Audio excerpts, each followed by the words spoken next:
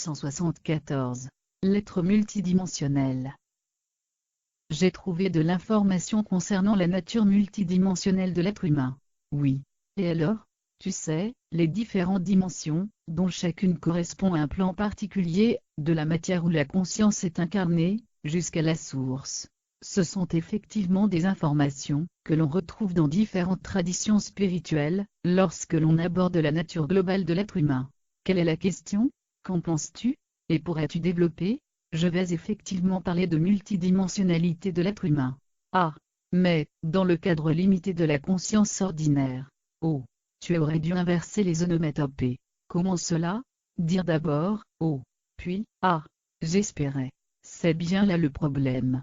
Voyons d'abord là où nous sommes, une conscience incarnée dans un corps. Bien sûr. Mais le préambule voyons d'abord. Laisse entrevoir une incursion dans la thématique spirituelle, j'ai hâte. Pas dans ce sujet en tout cas. J'évoquerai ce thème dans un texte assez vaste, à venir, où une partie y sera consacrée. C'est bien. Cela fait partie du patrimoine humain, qu'on y adhère ou qu'on le rejette. Cela sera aussi l'occasion de l'intégrer dans une dimension plus vaste et moins polarisante. Mais revenons au sujet qui nous occupe présentement. D'accord. J'attendrai. La multidimensionnalité de l'être humain résulte des différentes composantes de sa conscience. On retiendra l'intellect et l'émotionnel, ces composantes essentielles avec lesquelles il se débat au quotidien. C'est peu de le dire.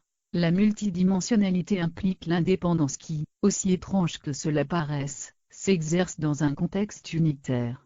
Ça se complique. Confronté à un événement contraignant, celui-ci pourra faire l'objet d'une interprétation divergente, voire opposée, avec des conséquences dommageables. Vite, un exemple. On va considérer une personne qui est amoureuse d'une autre personne qu'elle côtoie régulièrement, mais sans oser lui avouer les sentiments qu'elle éprouve à son égard. Cela dure depuis quelque temps déjà, puis elle finit enfin par se déclarer, et là, c'est le drame.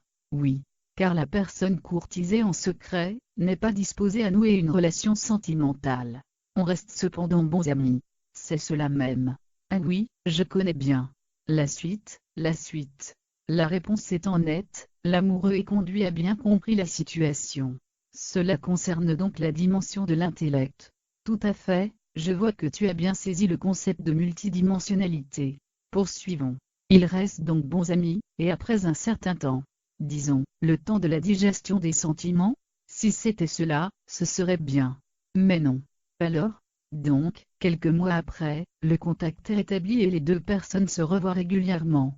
Mais la dimension émotionnelle n'a pas suivi, la personne est conduite à toujours amoureuse. Et continuer à fréquenter l'objet du désir n'arrange rien. Et oui. Voilà le problème. Je comprends maintenant la notion de multidimensionnalité, et son expression au quotidien. Pour vivre sereinement, il faut engager un travail personnel, aligner en quelque sorte les dimensions de l'être sur les faits objectifs. Je ne saurais exprimer mieux ce concept de multidimensionnalité, qui trouve sa résolution dans l'alignement. La conscience est certes multidimensionnelle, mais unitaire avant tout. Et quel problème cela peut-il engendrer? À terme, des soucis de santé peuvent se produire. Comment cela? Dans le cas évoqué, la charge émotionnelle s'avère puissante, même si l'intellect affirme que l'information est bien passée et que tout est sous contrôle. Un point très important, on peut mentir aux autres, on peut se mentir à soi-même, mais l'on ne peut mentir à son corps. Or, le seul langage que les cellules comprennent, c'est celui des émotions, cela les affecte et il peut en résulter un affaiblissement du système immunitaire. Donc, il ne faut pas développer des émotions? Bien sûr que non. Notamment lorsqu'elles témoignent de l'affection, et des sentiments entre deux êtres. Elles sont alors stimulantes pour le corps et l'esprit.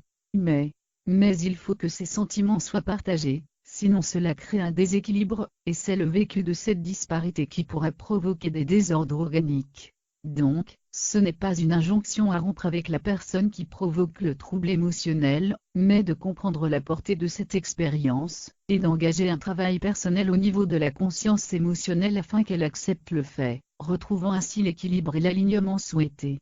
Voilà. Respect du libre arbitre et transformation personnelle, cela peut mener très loin dans la connaissance de soi.